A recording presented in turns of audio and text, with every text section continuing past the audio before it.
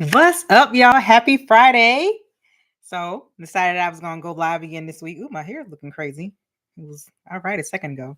But anyhow, I am back for another Friday just to connect with you all and just say, hey, what's up? So, this Friday, I want to talk about solo travel. Now, I have another video coming out this Monday about solo travel, but I still wanted to just have a live session. And if you're free, it's Friday, 2:30, and you have questions about solo travel, I am here. If you are watching this at a later date, of course, feel free to just put it in the chat and or in the comment section, and I'll answer what I can. So, I am Dr. Nadine Duncan, the founder of the Traveling Black Women Network, and I am just coming on here today to talk about solo travel. Now, I spend probably a little bit too much time on threads. And one thing that has been consistently coming across my feed, and it could be my algorithm, it could really be people like, it's the end of the year, you're starting to feel a little brand new, you trying to, put out your vision for next year and all that. But I see a lot of people talking now about solo travel. They want to solo travel. They want to know what's the safest destinations, where should they go, how should they start, all the things. And this conversation of solo travel has now been going on for quite a while. And for me, I guess being in the travel space and seeing people travel solo, traveling solo myself, I forget that there's still a whole lot of people that are still not traveling by themselves. So with that said, that's what we're gonna talk about today. My computer screen keeps laying back. Anyway, you saw my little Christmas trees keep anyway. So y'all, the first thing that I want to talk about is the fact that the Traveling Black Woman Network has plenty of resources. We have a lot of resources on where to go and what to do. The problem is a lot of people don't see those resources. So I'm going to do a better job of making sure those resources get out there. So that way, you know that if you really want to travel and you really want to travel solo, there's stuff out there for you. I'm going to start with the book. Solo Travel, try it at least once. Now, this book was written in 2019, right? So we've been talking about this for a while. It was written in 2019 by Marilyn Shane. Now, she is a avid solo travel. She's married now, so she has a permanent vacation. But before she got married, she was traveling by herself a lot. And I even admired how much she traveled by herself. We both lived in the UAE. I believe she is still out there in the UAE. But that kind of creates this atmosphere where it's just easier to travel. Like it's just common that just about all your colleagues are traveling somewhere at some point. But to be honest, because it becomes a very small, what do you call it? Like a very like sub community within a community. Sometimes you get tired of seeing the same people. Like, let's just be honest. So you decide to go places by yourself. So this book, Solo Travel, try it at least once. It's kind of blurring out, but try it at least once. Is really, really good. It's a nice thick read. So this is not like, some of the other guides are like quick reads just to kind of like get you into understanding what a city has to offer. But this is deep. She talks a lot about solo missions, a lot about facing her fears. And there's something about, and I talk about this on Monday's video, but there's something about being able to face your fears without an audience, at least for me. Now, she doesn't talk about this, but I'm talking about this right now. There's something that is comfortable about being like, okay, I'm afraid of heights. I'm afraid of whatever, but I want to go and do this activity. I've got these strangers around me cheering me on. Matter of fact, I can use a perfect example. When I was in Tulum in 2020, I wanted to jump into one of those cenotes. Now, if you know anything about cenotes, it's like they have no bottom. A lot of them are underwater caves. Like you can jump into one and come out across the country somewhere. I don't know. But at least that's what I think in my mind when I think of cenotes. I'm like, ain't no bottom to this. Like, ugh. But I went on a tour. It was a bike tour, and they wanted to jump into the cenote. And I was like, "Y'all want to do what?" Of course, it was just me. I was the only black face on the tour, but I did it. So got in there. Of course, there's all these strangers cheering me on. There's a video somewhere like way back because this is 5 years ago now. We're talking, but of course, I got in there. Was scared. Kept going back and forth on the little platform that they have. And these strangers, come on, you can do it, Nadine. Come on, just jump. Da-da-da. And then one guy was like, if anything happens, I'm right here. I'm right here. Don't worry. Just do it. Just do it. And I went up there, played around a little bit, going back and forth, but I did it. And I think that was exciting. I mean, I can swim. I'm not the strongest swimmer in the world, but I can swim. So it was just the thought of not knowing where the bottom was and the thought of it's not salt water, where, salt water kind of helps you float a little bit. I feel like regular water, or what do you call it? I don't know. I can't think of it right now. But either way, I feel like you'll sink. So I had all these things going on in my head, and I'm going to just jump in there and that will be the end of me. But it was actually a really good time. Did not sink like I thought I was. Like, it was absolutely fine. And the water was beautiful, nice and clear, like cool, but like a refreshing cool, So, but again, it was something that I was definitely very proud of. It's my moment. It's not another story that somebody else gets to tell. Y'all remember the time Nadine was scared to jump into the cenote? We not even talking about that. Like, you don't have to worry about that. And sometimes that's funny, but sometimes, you could do without it. And sometimes it's like, all right, we wasn't talking about that. So you have to bring it up. But all right. So I would say that, at least for me, when it comes to solo travel, that is something that I do like. I do like to be able to try new things by myself in my own space and create my own memories with me, myself, and I.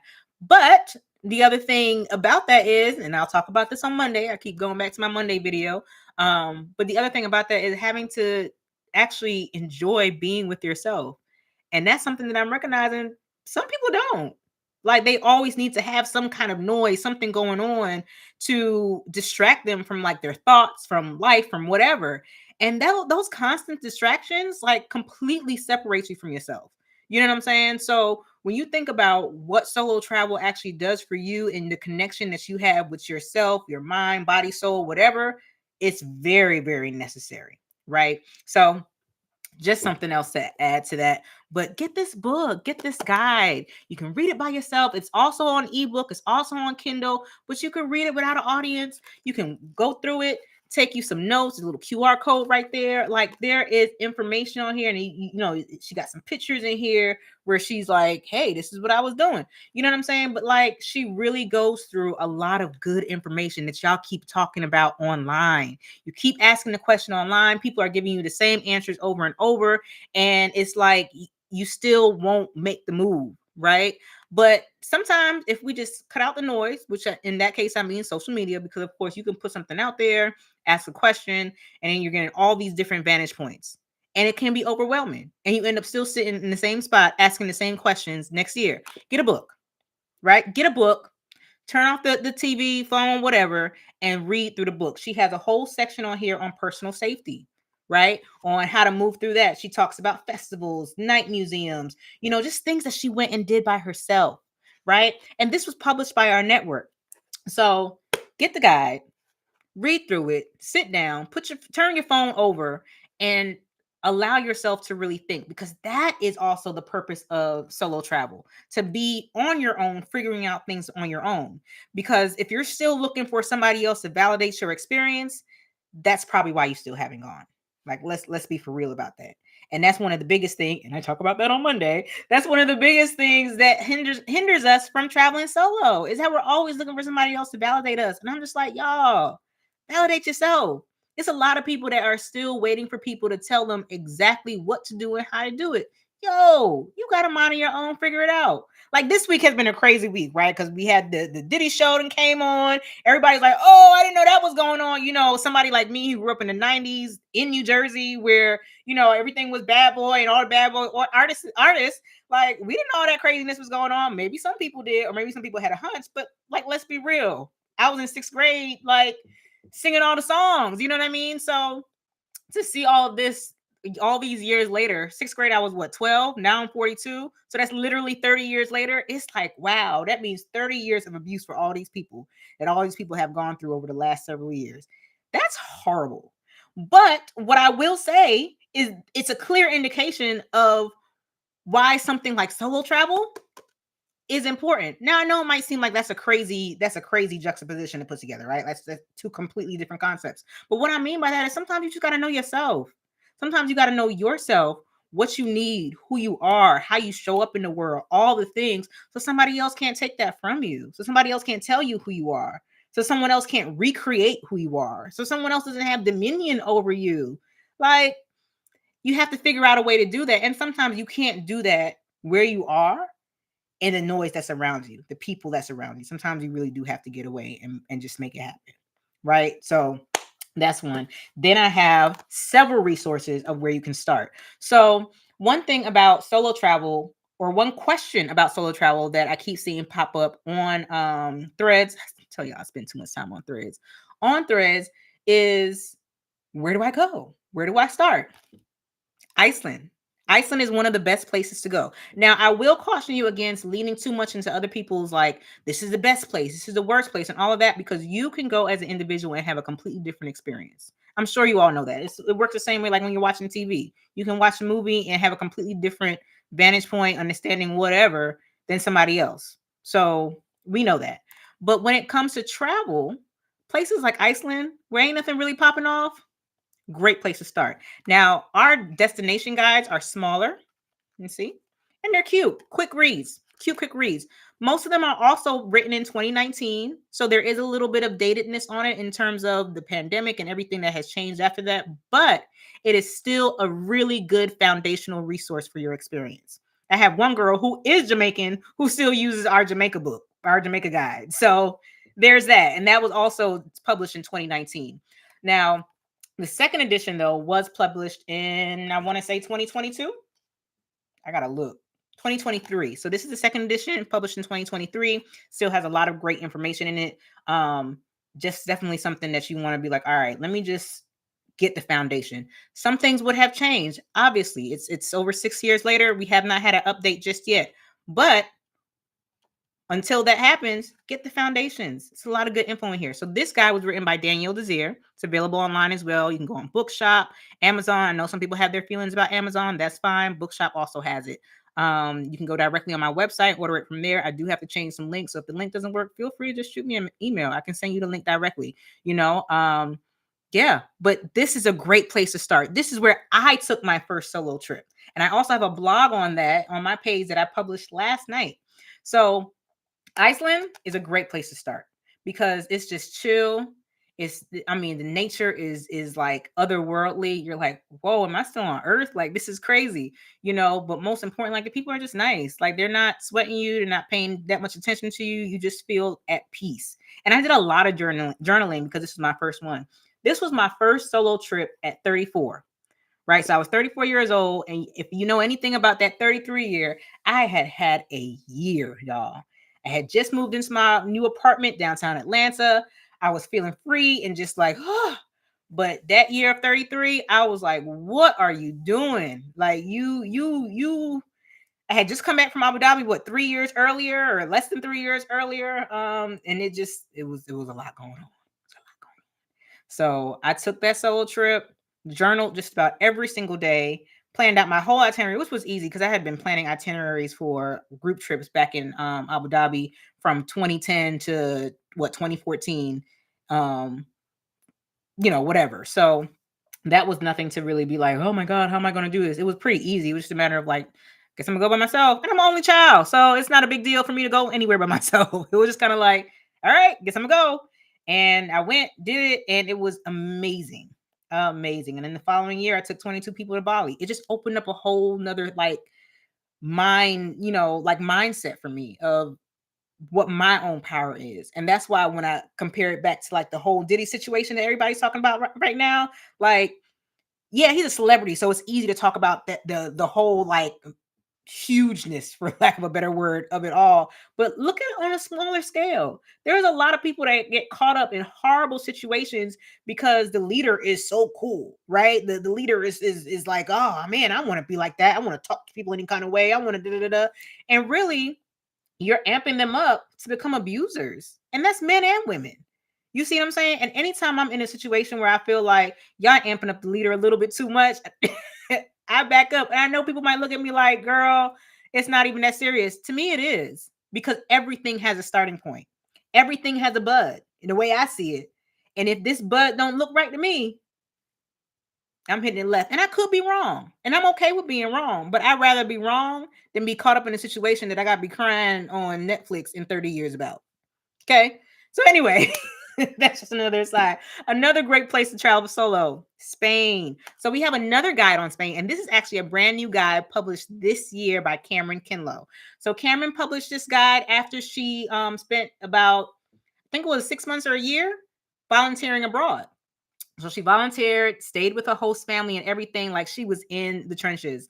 I shouldn't say trenches. Like that's not good. But she was in there. She was like a regular person, like enjoying what was touristy and what was non-touristy. So this book is really good because it gives you a really good vantage point on what that experience is like and how she was able to just kind of move through there on her own.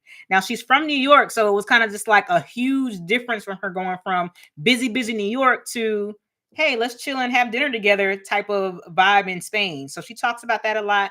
We also have a podcast episode where we talk about that experience. We base it on, of course, the volunteering experience abroad. So check that out. That's on my YouTube page. But if you are one of those people that actually listen to the podcast on the podcast platform, it's on there as well. So it's part of the season 4 rundown. So, but this is a good book too. So if you're trying to solo travel, you already got 3 resources, right? Get offline.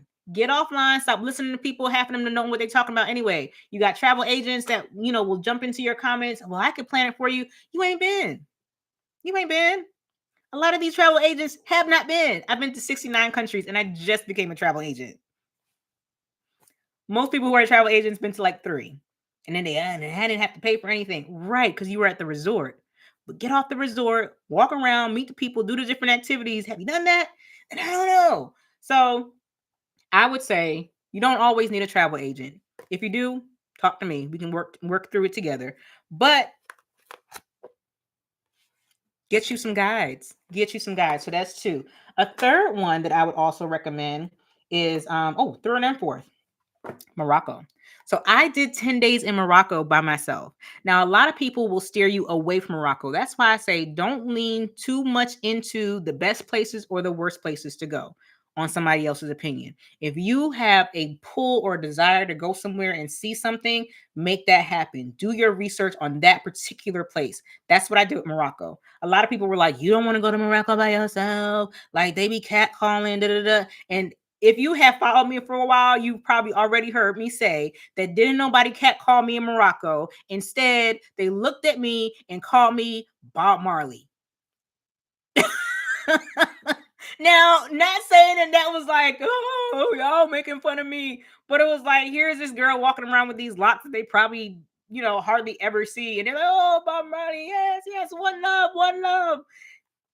I didn't feel like they were being like rude with it. I didn't feel no kind of way. I just kind of laughed and kept it moving, like, all right, and they would smile back or laugh back and wave. And like that was the only, 2 words that we could really say to get to each other than salam or assalamu alaikum or something like that, like I do speak a little bit of Arabic from when I lived there, but not enough to really hold a whole conversation. So it was cool. One thing that I like this, and this book is written by Satara Johnson Kidd. And now one thing I like that she talked about in this book is the fetishization, and I can never say the word right, but the fetishization of Black women. And that does happen there, right? I am not somebody who, when I go solo travel, that I go to clubs or, any kind of nightlife for real. Like I might do a bar, right? I might do a live music session, but I really won't go to a club. Now, she was not solo traveling. She was on a program or doing a program, but she did talk about being at a bar, being in a club, and like this guy just saying, oh, I've never had sex with a Black woman. Like, y'all really get real comfortable saying just anything you want to Black people, huh? So that's something to look out for, but it's not something to make you not go. Does that make sense? So when I went, like I said, I did 10 days. I started off in Casablanca, did a tour there, then took the train. Like it was the train in my big gray backpack. Like this was my gift to myself for getting my doctorate. Like I worked on that. I started that in 2010. I graduated in 2019. You do the math. Granted, a couple of those years I was in Abu Dhabi, so that might not all the way count, but it was still kind of like, this was a long time coming. I'm proud of myself. Did my 10 days in Morocco, backpacked through it, took the train. I mean, if you grew up anywhere in any metropolitan area, public transportation will be your best friend. It is very easy to use in most places. So that is my other recommendation. Again, website, Amazon, bookshop. They're available like these cutesy little books, but they're also available as ebooks. So check it out. All right. Resources. The last resource I'm going to share with y'all, and I have more books than this, but this is the last one I'm going to share with y'all, is Guatemala. So Guatemala is another great place to travel solo. I went to Guatemala for my 37th birthday. So I went for my 37th birthday. It was like shortly after, or like right when the pandemic was kind of like dying down a little bit. So I got a group together. We went to Guatemala and we had a great time. This particular picture is taken at Lake Atitlan. The book is written by Simone Edwards. She went, and you see this is a nice size book too. So it has a lot of good information in this one. But she went with a program as well. And with the program that she went with, the pandemic started. So she had to end her program short. She didn't take a whole lot of pictures. And because I went, I ended up putting some of my pictures in there. So, but the book itself, even though that's my back and my experience, the book itself is written by Simone Edwards. And it's a really good rundown of what to expect in Guatemala. Guatemala is another great country to travel solo. I think one of the women in the Traveling Black Women Social Club actually went there for her birthday this time last year. Matter of fact, is today her birthday? Today might be her birthday. Today's the 5th, right? Yup. Okay. Got to jump in the group and say happy birthday. But anyway, but she just traveled solo and she had the time of her life as well. So just something to remember there. But yeah, y'all, that is it. I know I talk a little fast, try to get everything out, try to remember everything before I start being like, I don't know what else to say. But that's it. That's something that I really wanted to share. Like a lot of y'all are scared to travel solo, but you keep asking the same questions, or I keep seeing the same questions over and over on social media. Well, particularly Threads, because Threads kind of gives you the option to just kind of like, let your thoughts out. I've never really been a Twitter fan, but Threads has kind of like taken that place. So now that I'm on Threads a whole lot, I'm like, okay, let me see what kind of questions people are asking about travel. And that's one of the number one questions. So I wanted to come on here and just be like, look, it's resources out there. Y'all keep asking people and they keep telling you the same things. Stop it. No, seriously. But if you want to travel solo, we've got the resources. We have the central guide of how to travel solo. So Travel Solo at Least Once by Marilyn Shane. Look that up. It's also going to be in the description below.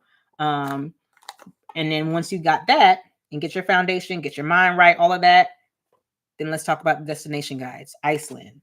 You've got Spain. You've got Guatemala. All right. You've got Morocco. So we've got these resources that are just sitting. Oh, just dropped one. So we've got these resources sitting here waiting for you to tap into it, right? Because these particular resources, they're not Lonely Planet. They're not, what is it? Rick Steves, Rough Guides. They are Diary of a Traveling Black Woman.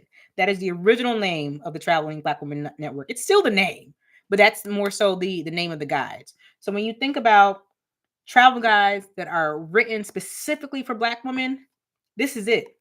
We have sections in every book that says in the contents area, here it is. You can't see that. Pros and cons for Black women. Every single guide has that. And that's where we go over, like I said, with the Morocco guide, that's where we go over what you may encounter as a Black woman. Because yes, people do fetishize, or yeah, Black women. Like, oh, why are you here?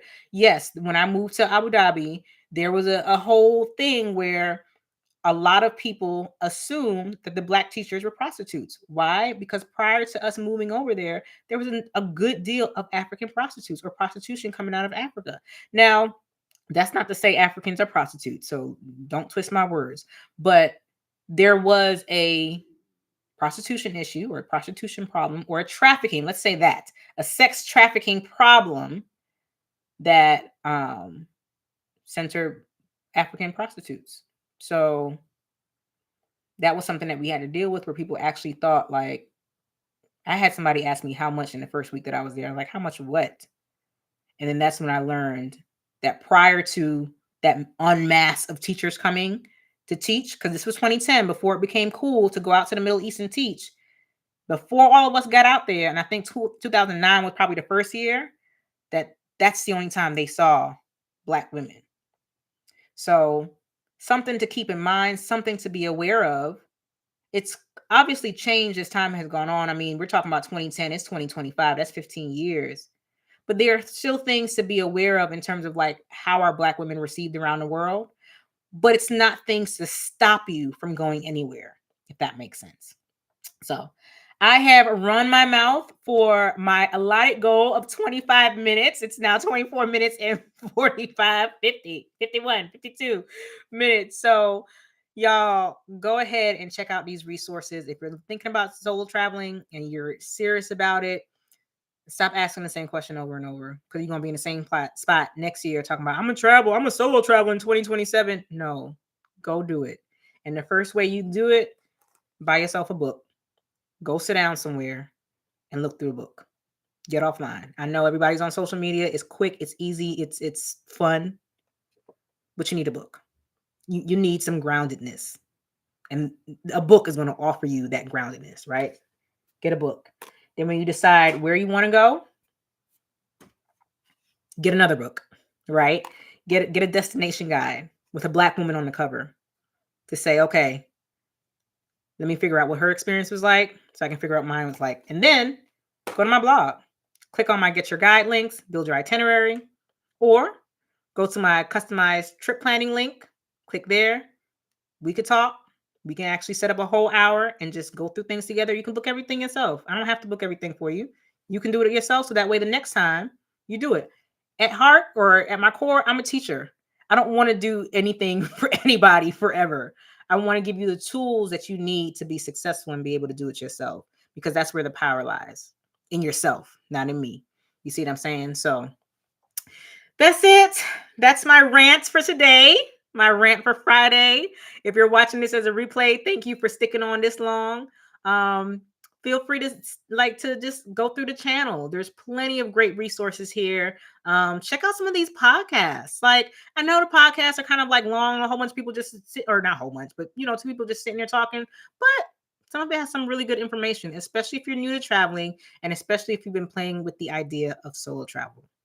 With that said, Monday, there'll also be a new video coming out with me talking about the real reason you're scared to solo travel. And I get a little bit deeper in that. So I want you to go ahead and tune into that and, give me some ideas and let me know, like, if it struck a chord with you, if you were kind of like, oh, I knew that. I just got to get through that, So that's it. You guys have a great Friday. The holidays are coming and I'm super excited.